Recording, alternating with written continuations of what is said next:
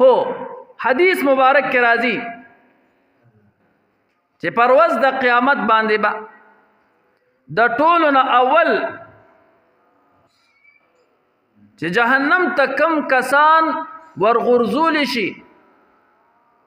او د جهنم اور به په ګرمول شي په هغه دریو کسانو کې اول نمبر باندې وی عالم دی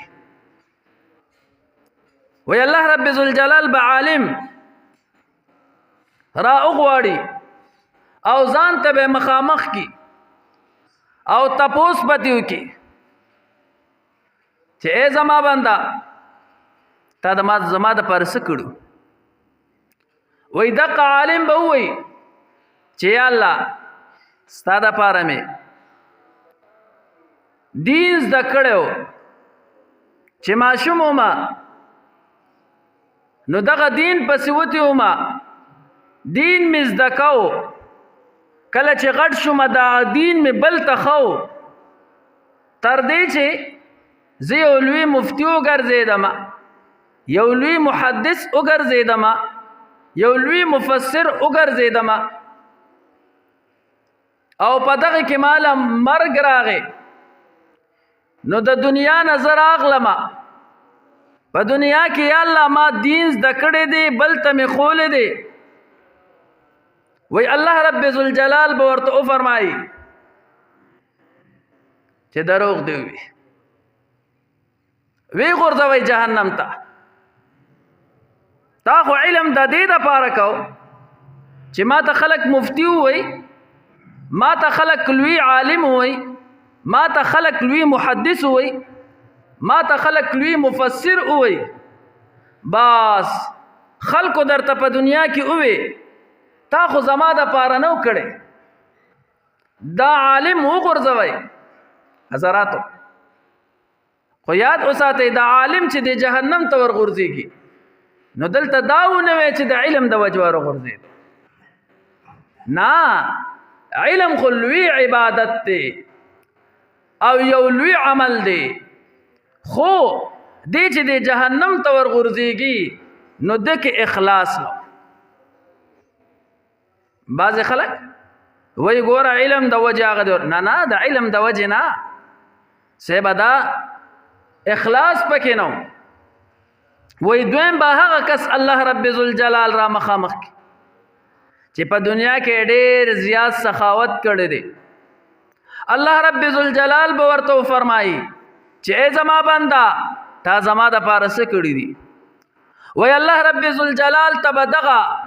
انسان وی چې یا الله مال دې را کړو په دنیا کې دې زه مالدار پیدا کړو ما او دغه مال ما ستا دپاره خلقو له ورکو یتیمانو له مې ورکو مسکینانو له مې ورکو کونډو رونډو له مې ورکو د خلقو ضرورتونه مې پوره کول یا الله ټول عمر مې دغه سخاوت کړی دی او دغه مال مې ستا په لاره کې لګولی دی او په دغه کې راله مرګ راغی نو وفات شو وی الله رب ذوالجلال به ورته فرمایل چې دروغ دی وی دام جهنم ته ورغورځوئ تا خو د دې دپاره مال نه ورکو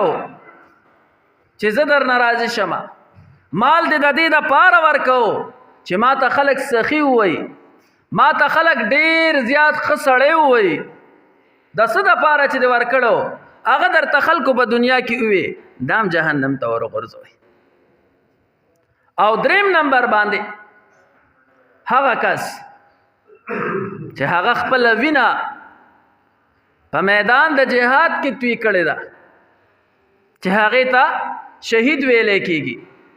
نو وای دغه شهید بم الله رب ذوالجلال ځان ته ودرای او ورته به وای چې زما بندا تا زما د پاره څه کړو په دنیا کې دغه شهید به ورته وای چې الله ځواني دې را کړې وه طاقت دې را کړو مال دې را کړو ستا دپاره زه لاړم په سنګر کې جنګېدلم د دشمن سره مې مقابله کوله خپل ژوند مې ورکو خپل زندگی مې ختمه کړله ستا دپاره مالا مرگ راغی ز شهید شما وی اللہ رب ذوالجلال بورتو فرمائی چې دروغ دی وی تا خو چې په میدان کې مقابله کوله د کافر سره نو د دې د پاره دی کوله چې خلق راتا مجاهد وی خلق راتا بہادر وی خلق راتا شجاع وی د دې د پاره دی کول د دې د پاره دی نو کړي چې زدر ناراضي شمه دام جهنم ته ور وګرځوي نو حضرات اوس علم څومره لوی مرتبه لري سخاوت څومره لوی مرتبه لري شهادت څومره لوی مرتبه لري خو چې اخلاص پکې نه وي الله رب ذوالجلال وی جهنم ته ور وګرځوي اصل چیز اخلاص دی آقا انعامدار محمد رسول الله صلی الله علیه وسلم بیان فرمائی قل اے نبی علیہ الصلوۃ والسلام او فرمائے انی امرتو چې ما ته حکم شوی دی رسول الله مبارک ته الله رب ذوالجلال بیان فرمائی انی امرتو ما ته حکم شوی دی د څه ان اعبد الله دا چې زه د الله عبادت کوم عبادت بسنګي مخلصا پدې حال کې چې اخلاص کوونکې له الدین د هغه پاک ذات د پاره دین خالص کوونکې